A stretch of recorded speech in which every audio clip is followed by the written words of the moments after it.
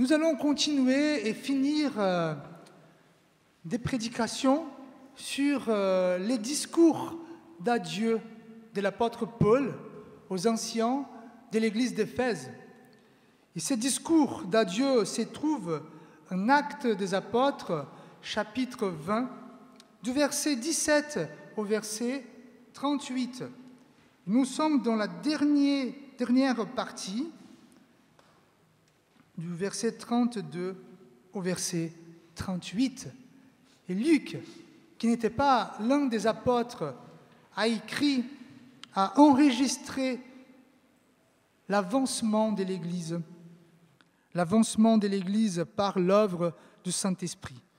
Nous voyons ici, presque à la fin de ce livre, Paul qui est en train de partir vers Jérusalem. Et là, il va être arrêté et rester en prison. Mais quand même, il laisse des enseignements à ses amis et à des anciens de l'église d'Éphèse. Je voudrais vous lire ce texte du verset 32 au verset 38.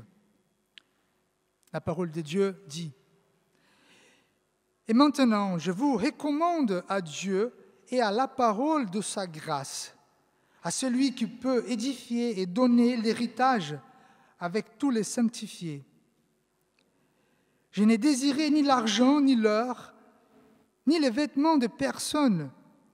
Vous savez vous-même que ces mains ont pourvu à mes besoins et à ceux des personnes qui étaient avec moi.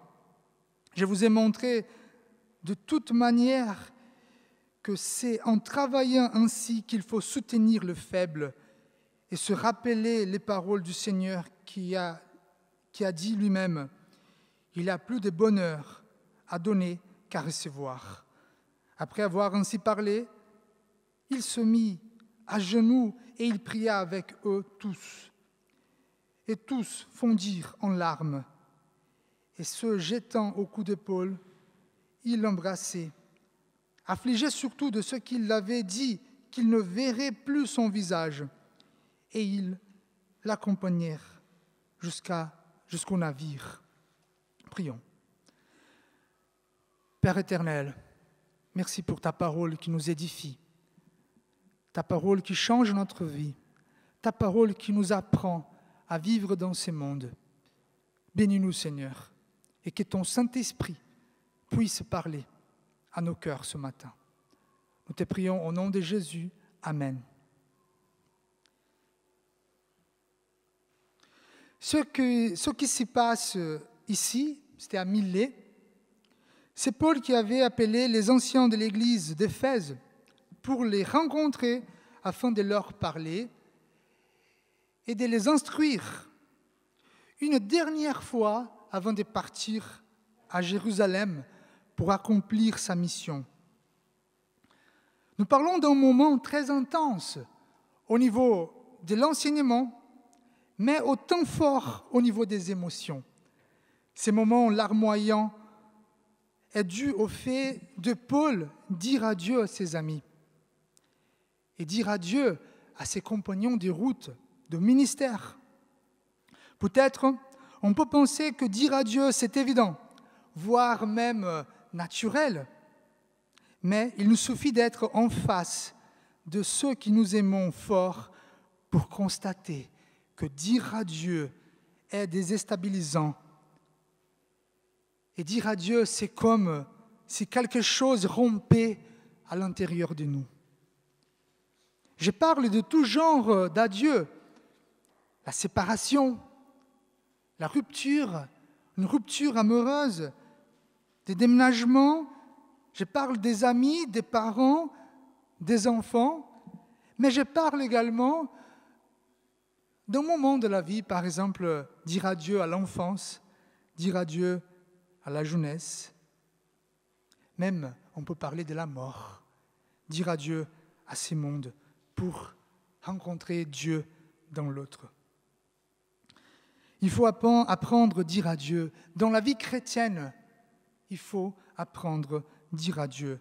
Un chemin connu, parce qu'on connaît en tant que personne, en tant que chrétien, que personne, on a dit déjà beaucoup à Dieu.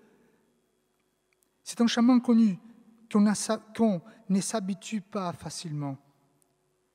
Je suis certain, dans la sagesse chrétienne, nous devons savoir dire adieu. Dans la série du discours d'adieu de l'apôtre Paul, nous avons appris vivre l'évangile de Christ en tant que serviteur, verset 17 au verset 21. Vivre l'évangile de Christ lié par le Saint-Esprit, du verset 22 au verset 27. Nous avons vu également, nous sommes les troupeaux précieux de Dieu, du verset 28 au verset 31. Et aujourd'hui, nous allons voir les quatrième et dernière prédication, apprendre à dire adieu.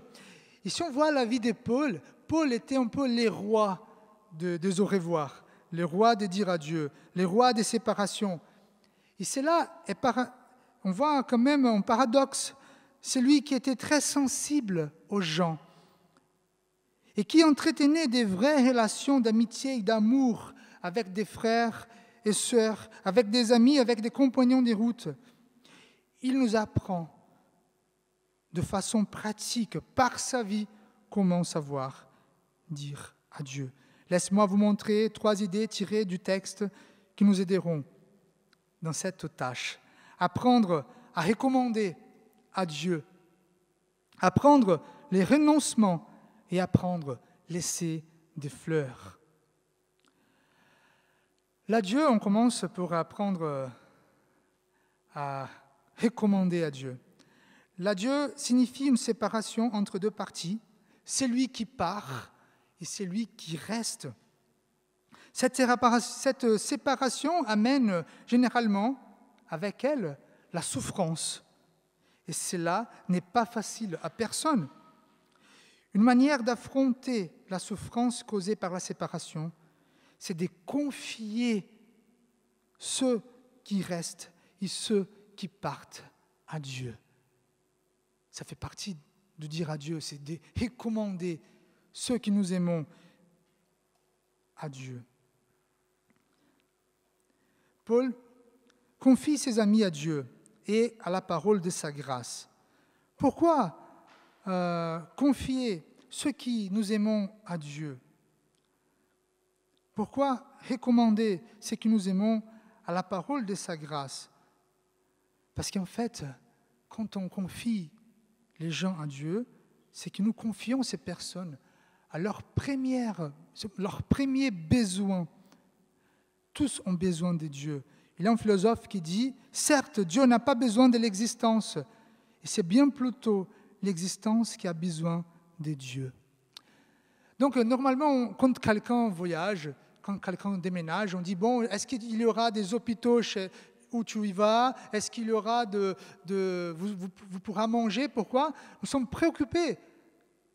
Mais le plus essentiel pour l'être humain, c'est Dieu, c'est cette relation. Donc, quand nous recommandons quelqu'un à Dieu, c'est parce que nous avons besoin.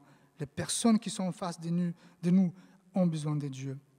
C'est intéressant parce que Paul, il dit la parole de sa grâce, la parole de la grâce de Dieu. Et peut-être qu'on peut penser, bon, c'est la Bible. C'est dire, voilà, je te donne la Bible et ça te suffit. Et c'est vrai, mais quand même à cette époque-là, le Nouveau Testament n'existait pas. Donc de quelle parole Paul, il parle? Donc il parle de la présence de Christ, la parole incarnée de Dieu, la parole créatrice. Parce qu'en fait, quand on dit « je te confie à Dieu », c'est parce que Dieu te connaît.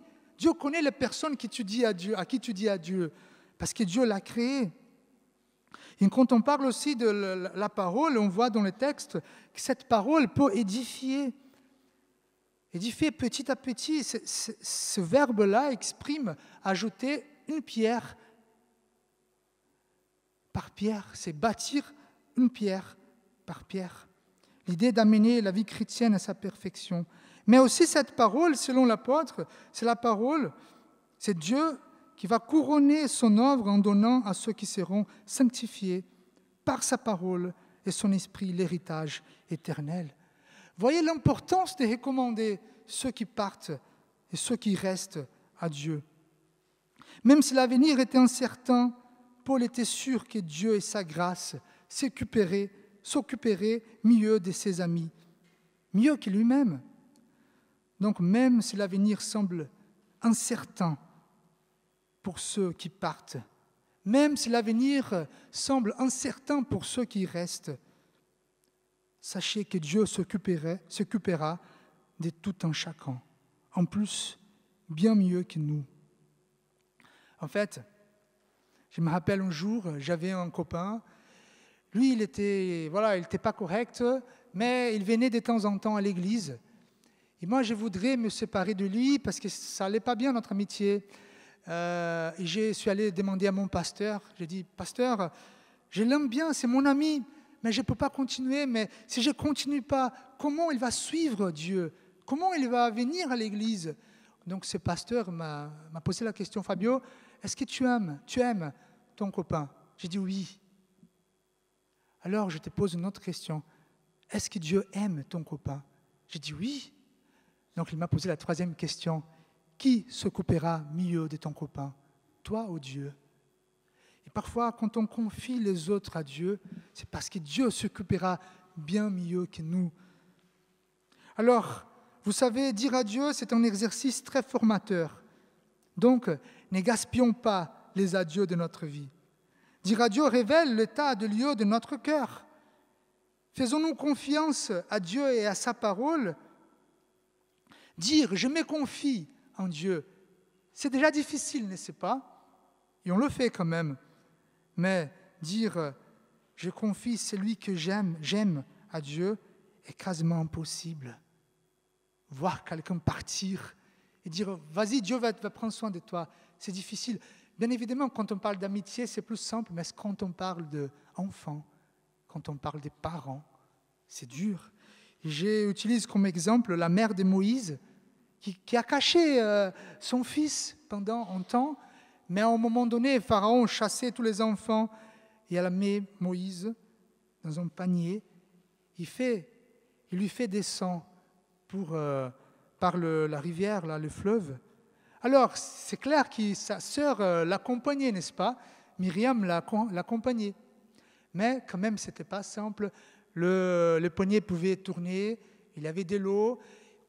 Elle ne savait pas ce que les Égyptiens allaient faire avec son petit, mais il y a un moment donné qu'il faut confier. Quand on confie nos amis, ceux qui partent et ceux qui restent à Dieu, on se rend compte que nous sommes impuissants, voire vulnérables. La séparation, l'adieu, c'est qu'on lâche la main de l'autre pour que chacun suive son chemin. C'est le moment du vide entre deux personnes. On lâche la main de l'autre. Et à ces moments, on perd le pouvoir. Je ne parle pas de pouvoir sur l'autrui, mais le pouvoir de soigner, le pouvoir d'aider, le pouvoir de guider. On n'est plus là. Mais, par contre, c'est dans notre impuissance et vulnérabilité qu'on peut voir la puissance et la grandeur de Dieu. Quand un enfant part de chez nous, voilà, c'est la séparation. Où est le pouvoir là? Mais c'est Dieu qui s'occupera. Nous sommes également la parole de Dieu. On voit ici que nous ne sommes pas seuls à savoir aimer les personnes que nous aimons. Parfois on pense que nous sommes l'unique personne au monde qui peut aimer telle ou telle personne. C'est pas vrai. C'est pas vrai. C'est un peu égoïste quand même. Et c'est une preuve, dire à Dieu preuve notre amour. Pourquoi le texte dit? Pourquoi? Parce que le texte dit l'édification, avec Dieu, la personne sera édifiée, sanctifiée. Avec Dieu, elle aura un compagnon irréprochable. En plus, elle aura un héritage. Quand nous ne laissons guère quelqu'un partir, quand nous ne savons pas confier nos chairs à Dieu, cela parle davantage de l'amour que nous sentons pour nous-mêmes que par l'autrui. Parce que c'est naturel. Si on veut le bien de l'autrui, confions-le à Dieu. Si nous avons évoqué la difficulté de dire au revoir aux personnes que nous aimons et les confier à Dieu, nous pouvons de la même façon avoir des difficultés de voir partir ou quitter les circonstances qui nous sont agréables, voire parfaites.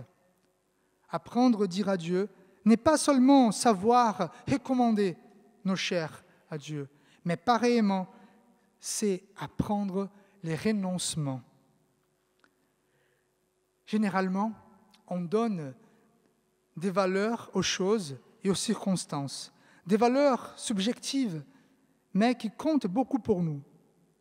Et ainsi, nous avons du mal à partir, à laisser. Je vous donne des exemples qui peut-être sont simples, mais une voiture, par exemple. On donne la valeur, c'est la voiture de mon père, de mon arrière-grand-père. Une maison, une ville, une faculté, un travail, une entreprise. Chez moi, quand j'étais au Brésil, tous les vendredis soirs, il y avait un repas avec toutes mes familles. Donc, en partant du Brésil pour venir en mission, ma sœur m'a dit, Fabio, tu sais, les plus difficiles, ça sera vendredi soir, où toi et Stéphanie, les enfants, ne seront pas là. C'est un moment précieux. Et quand on est au Brésil, on met en route toujours ce repas. Il faut laisser, ce sont des choses bonnes, mais il faut le laisser. Et après, on peut penser également à des personnes qui se disputent à cause d'une table basse de la famille. On met des valeurs aux choses. Mais Paul nous montre que n'est pas accroché aux circonstances de la vie nous aide à dire adieu avec sagesse. Et cela peut nous libérer d'un poids lourd à porter.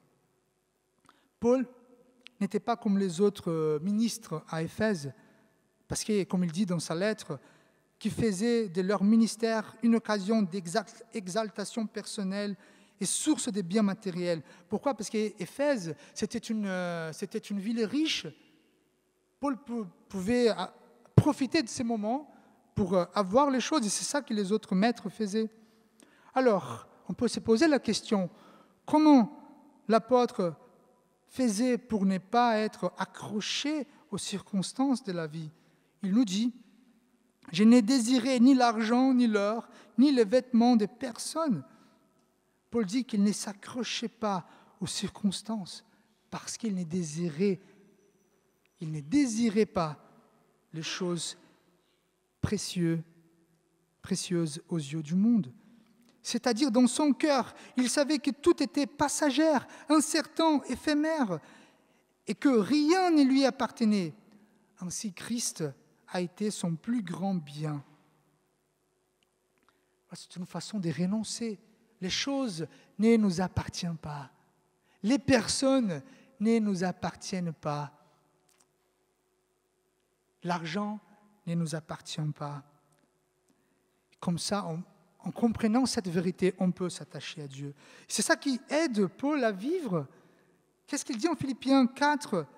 Car j'ai appris à être satisfait de ma situation. Je sais vivre dans la pauvreté et je sais vivre dans l'abondance. Partout, en toutes circonstances, j'ai appris à être rassasié et avoir faim, à être dans l'abondance et à être dans le besoin. Je peux tout par celui qui me fortifie, Christ.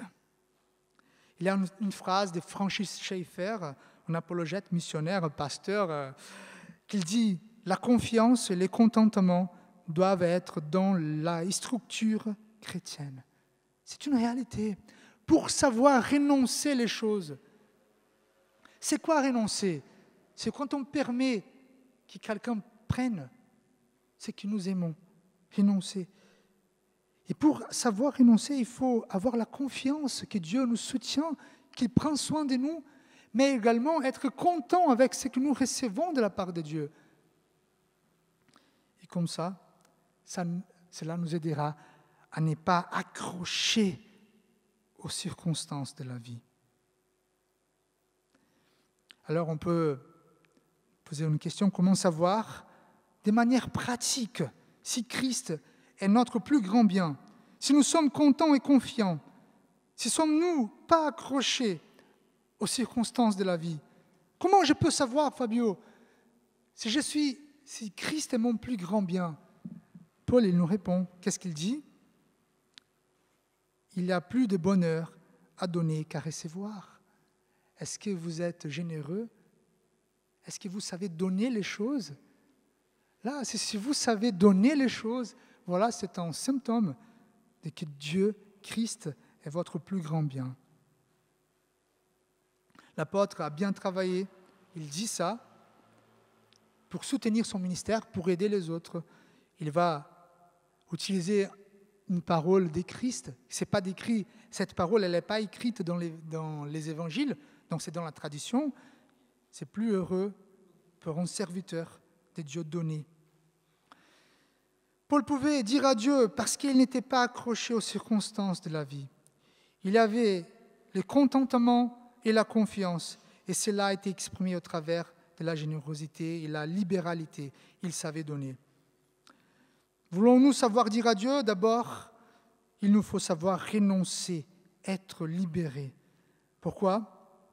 Parce que comme ça, nous serons toujours prêts à partir. Partir, mais non pas dans l'inquiétude et dans l'angoisse. Si nous savons renoncer, nous serons toujours prêts à donner, mais non pas avec peur d'avoir moins. Nous serons toujours prêts à accomplir de façon joyeuse le plan de Dieu dans notre vie. Donc, si nous sommes prêts à partir, à donner et accomplir le plan de Dieu, nous pouvons dire adieu. Je me rappelle quand j'étais en train de partir, une prédication comme celle-là m'a fait rappeler beaucoup de choses de ma vie en tant que missionnaire. Mais je me rappelle le jour que j'ai vidé la maison pour partir. Il y avait une seule chose qui restait chez moi, c'était ma bibliothèque. Tout a été parti. Mais quand je voyais ma bibliothèque dans les camions, là, je me suis mis à pleurer. C'était la dernière chose. Combien, pour moi, il a été difficile, mais il fallait passer par là. Si je voulais accomplir la volonté de Dieu, il fallait renoncer, même ma bibliothèque. Savoir dire adieu n'est pas seulement une disposition du cœur, comme recommander à Dieu et renoncer, je vais bientôt finir, mais encore une action lors de l'adieu. C'est savoir faire quelque chose, une action. C'est quoi cette action? C'est apprendre à laisser des fleurs. Je vous explique. En fait, même si nous arrivons à dire adieu, lors du moment de la séparation n'est pas toujours facile. Vu toutes les émotions qui ressortent et qui remontent. Et c'est là le moment, lors de l'adieu, le processus de séparation, que nous pouvons tout gâcher. Pour cette raison que Paul nous montre que lors de la séparation, du deuil de la séparation, il faut savoir laisser des fleurs. Pourquoi? C'est quoi laisser des fleurs? C'est faire du bien. Pour vous expliquer ça, je vais citer Simone Weil. Quand elle parle de faire du mal, elle a dit « Faire du mal à l'autrui, c'est combler le vide en nous en le créant chez autrui. » C'est comme si nous avions un vide. Et pour combler ces vides, on allait faire des trous, des vides chez l'autrui. Ça, c'est faire du mal. Et faire du bien, c'est laisser des fleurs. Et lorsque nous sommes en train de dire adieu, au lieu de blesser l'autrui, au lieu d'essayer de créer des vides chez l'autrui, laissons des fleurs, faisons du bien. Et là, on voit Paul qui, en partant, qu'est-ce qu'il fait? Il laisse une prière. Il laisse son affection véritable. Ils sont en train de prier ensemble, de pleurer ensemble. Et quand on voit ça, on voit combien ça fait du bien, parce que quand on laisse des fleurs, quand on fait du bien, on laisse la porte ouverte pour le retour, pour que les gens gardent les bons souvenirs, pour qu'ils puissent retourner. Et quand on laisse des fleurs, on bénit les autres. Et on peut se rappeler bien évidemment de la vie de Christ. C'est lui qui a accompli la volonté de Dieu. Dieu a confié Christ. Dieu nous a confié à Christ. Et après, il a assuré les coups. Il a pu dire adieu dans ces circonstances pitoyables qu'on connaît bien, sa passion, parce qu'il-même il a résolu les problèmes de l'humanité. Quand il dit « tout est accompli », Jésus a pu dire adieu, parce que tout était accompli. Nous serions bien. Et on voit dans la vie de Christ qu'il n'est pas accroché à ce monde. Et quand même, lors de l'adieu, qu'est-ce qu'il nous a laissé? Le Saint-Esprit. Quel beau cadeau pour nous aider à marcher. Frères et sœurs, je conclue. Nous sommes à Aix. Nous sommes une ville cosmopolite. Il y a des gens qui arrivent, il y a des gens qui partent de toutes les nations, des gens qu'on ne va plus revoir. Donc, nous devons maîtriser l'art de dire adieu. Donc, apprendre à recommander à Dieu ce que nous aimons, apprendre le renoncement et apprendre à laisser des fleurs. Il y a un chant, je finis avec ce chant-là, c'est Michael W. Smith, c'est un chanteur chrétien anglais, américain. Après, il y a une traduction, j'aime bien la traduction en portugais, qui dit comme ça, c'est un chant qu'il chante, « Être ami est pour toujours comme notre Dieu est éternel. En tant qu'amis, nous dirons à bientôt, pas adieu. Maintenant, je vais partir sous la main du Père marcher. Mais, amis, rien ne va nous séparer. Nous avons la certitude, malgré le tas d'adieux qu'on donne, un jour où on va se voir dans l'éternité avec Dieu. Prions. Seigneur Père éternel, merci Seigneur de faire passer dans notre vie beaucoup de gens. Merci pour cette bénédiction. Et au Père, nous te prions afin que tu nous apprennes petit à petit à dire adieu à ceux qui nous aimons, à ceux qui partent, à ceux qui restent. Aide-nous, Seigneur, dans la maturité chrétienne, dire adieu, de bénir, de recommander ceux qui nous aimons à toi. Nous te prions au nom de Jésus. Amen.